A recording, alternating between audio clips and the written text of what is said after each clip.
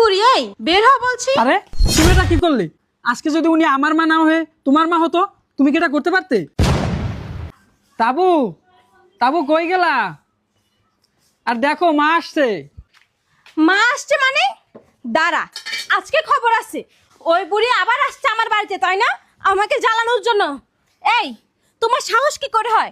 তুমি তোমার মাকে আবার নিয়ে আসছো এই বাড়িতে? আরে তুমি এমন করতেছো কেন? আমার বাসায় আমার মা আসবে না তো কি করবে? আর আমার মা তো অনেকদিন পরেই এসেছে। অনেকদিন পর আসছে, তাই না? কিভাবে কথাগুলো বলিস? তোর কি লজ্জা করে না? আর তোকে তো আমি বলেছিলামই, তোর মায়ের এই বাড়িতে কোনো জায়গা নেই। তোর মা যদি এই বাড়িতে আসে তাহলে আমি এখানে সংসার করব না। আর তোর মা তো দুদিন পরে পরে আসে, তাও কিভাবে বলিস অনেকদিন পর আসছে? আরে এই বুড়ি এই, তোর সমস্যা কি বলতো? তোর কি আমার সুখ শান্তিকে একটুও সহ্য হয় না? আমি একটু সুখে আছি, ভালো আছি, সেটা তো তুই চাস না। তুই দুদিন পর পর ছেলের বাড়িতে এসে উঠতে হয় কেন?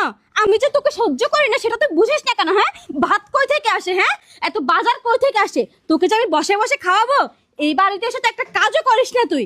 তোর ছেলের তো এসব কোনো চিন্তাই নেই। তোর ছেলে তো এখন কোনো ইনকামও করে না, কিন্তু ঠিকই তোকে দুদিন পর পর এই বাড়িতে নিয়ে আসতে পারে আমার সুখ শান্তি নষ্ট করার জন্য। আর হ্যাঁ, তোমার সমস্যা কি বলো তো? তুমি জানো ভালো করে তোমার এই বুড়ি মাকে আমি সহ্য করতে পারি না।